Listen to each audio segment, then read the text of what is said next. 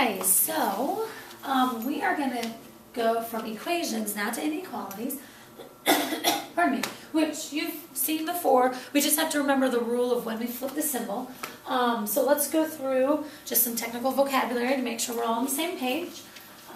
Let me scroll this. All right, so a linear inequality, pardon me, it's similar to an equation, except there is a comparison. One side is larger or smaller than the other. So, a linear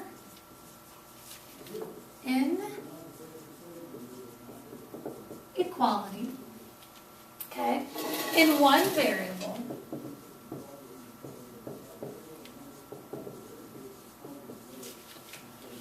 so we're only talking about one variable right now instead of two where you would graph it and that kinds of stuff, can be written in one of the following forms, where A and B are real numbers, and one day we will have non-real numbers in Algebra 2. So real numbers, they're just normals, sorry, they're just numbers that are normal to you right now, okay? And A can be 0 because it has to have a variable, and A is the coefficient in front of the variable. So we can write inequalities these ways. AX plus B is less than 0. So we've got a less than where the left side is a smaller value than the right side. And in this case, it's just all compared to 0. AX plus B is greater than 0. AX plus B is less than or equal to. So in the greater than, the left side is a higher value than the right side. Less than or equal to, the left side is either a smaller value or the exact same value. And then, you guessed it, the last one is AX plus B is greater than or equal to 0. So where the left side is a greater value than the right side, or it's the exact same value. So you guys, you know the 4 symbols of inequality is less than, greater than, less than or equal to, greater than or equal to. Okay? All right, so a compound inequality, this might be new to us. Really is 2 inequalities put together, kind of like a sandwich is a lot of times what I call it. Consists of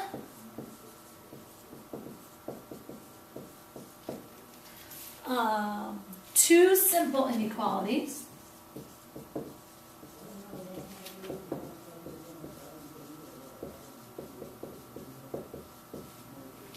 Okay, so 2 inequalities, you compound them, you put them together, joined by and or. So you either say this inequality and that inequality, or you can say the phrase this inequality or that inequality. And we're going to talk about what and versus or means, because they represent and mean 2 different things, okay? And then equivalent inequalities, it's very similar to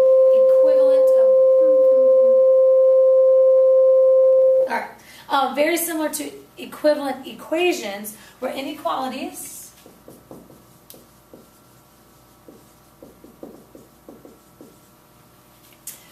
that have the same solutions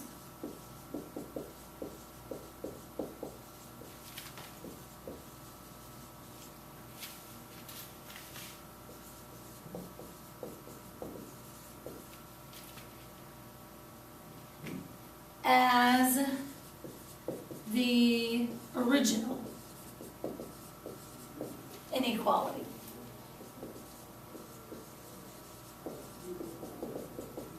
And remember, solution means anything, let me step out of the way. A solution means anything that makes the statement true. So inequalities are different than equations. You don't just have one solution. There could be an opportunity where, in lots of inequalities, you have infinite solutions. There's just kind of a starting point to that solution. So inequalities, as long as they have the same solutions, so they start at the same place and then they go in the same direction, they are equivalent. They would have the same answers in the end, even though they might look different from each other. Okay? All right, so there are our definitions. And now let's just get to the basics of inequalities that a lot of us already are aware of.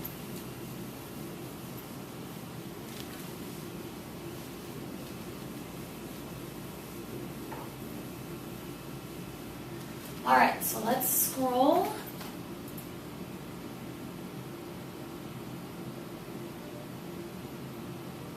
right, so here's example 1. We're going to graph the inequality and we're going to graph that inequality. So remember, off to the side, remember the symbols, we've got two different things we have to keep in mind. We have to keep in mind the circles, and we have to keep in mind the arrows. Oh, actually, I think I'm too far over. Let me write it here instead. Okay, we have to keep in mind the circles and the arrows. Okay, so if you've got symbols greater than or less than, that's an open circle. And if you've got symbols greater than or equal to or less than or equal to, that's a closed circle, so you fill it in. All right, arrows, you pair them up differently. Greater than and greater than or equal to point to the right, just like the arrow does, as long as your variable is first. Less than and less than or equal to will point to the left, just like the symbols point, so does the arrow, okay? As long as the variable is first. Okay? So as long as your variable is first, like here it's first and there it's first, then you can follow these arrow rules, okay? So the solutions are all round numbers, blank or blank, compared to 4. So that symbol is less than or equal to 4. And then what kind of dot is it? It's equal to, so the equal to dots are filled in. So and a lot of times you'll hear the phrase closed dot is used in the graph to indicate 4 is the solution, it's the starting place. And then the arrow, since it's less than or equal to, well, which numbers are less than 4? This means the equal to. Less than would mean the arrow. So since it's pointing left, that's why we would point our arrow left like less than. Okay? All right, and then the next one. The solutions are all real numbers, in this case, greater than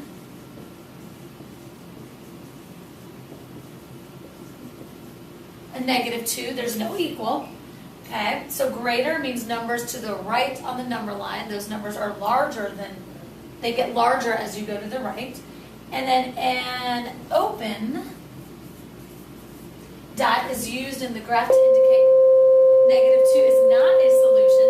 So whenever you do not have an equals, that's when it's open. If you have an equals, that's when it's closed, okay? So since there's no equal in that symbol over there, that's why you would have an open circle. So -2 cannot be an answer.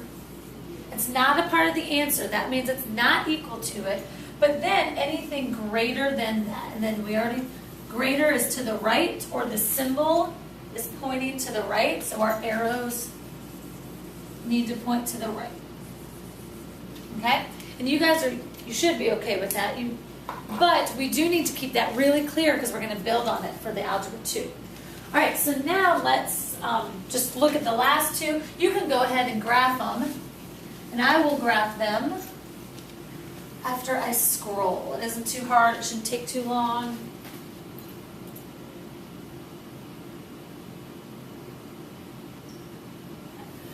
All right, so I'm just going to use these reminders over here to say it's equal and it's less than.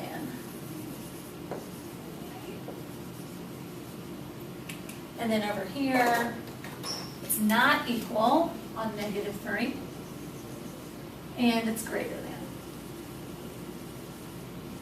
than.